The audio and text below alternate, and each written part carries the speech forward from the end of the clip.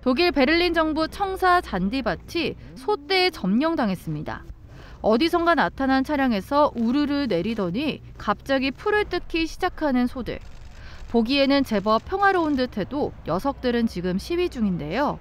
그린피스와 독일 농업단체의 도움을 받아 답답한 축사에서 벗어나 자유로운 목토지에서 살 권리를 요구하고 있다네요. 오늘의 세계였습니다.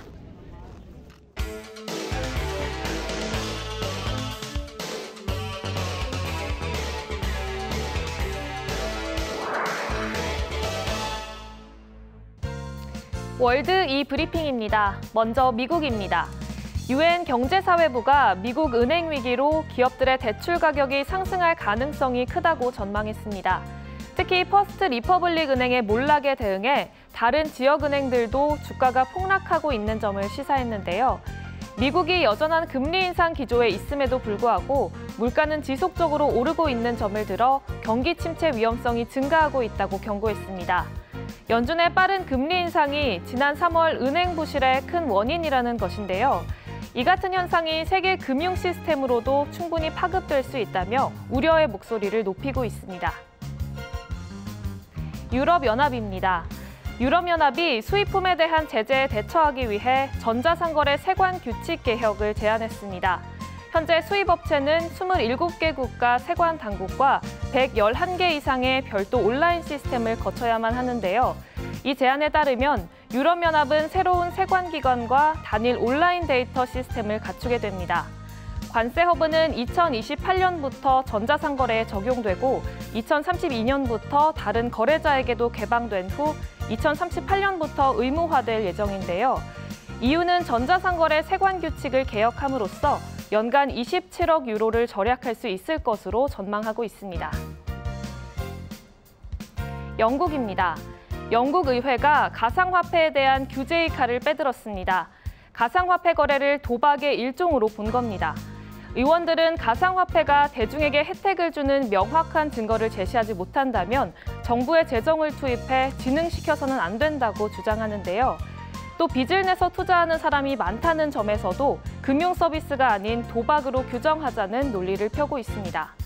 의회의 이번 권고는 가상화폐 규제 방안을 검토 중인 영국 정부의 계획에 영향을 미칠 전망인데요.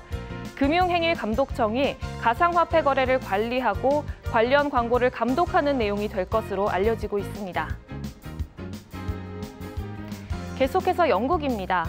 한 영국 자동차 제조업체가 브렉시트 거래법에 문제를 제기하고 나섰습니다. 정부가 브렉시트 거래에 관해 재협상하지 않으면 수천 개의 일자리가 사라지고 영국 자동차 공장들이 문을 닫을 수밖에 없다고 경고했는데요. 브렉시트 이후 규정이 강화되면서 내년부터 유럽에 전기벤을 수출할 때 더 높은 관세를 내야 하기 때문입니다. 제조업체는 내년 계획된 부품 조달에 관한 규정을 2027년까지 연장해 줄 것을 촉구하고 있는데요.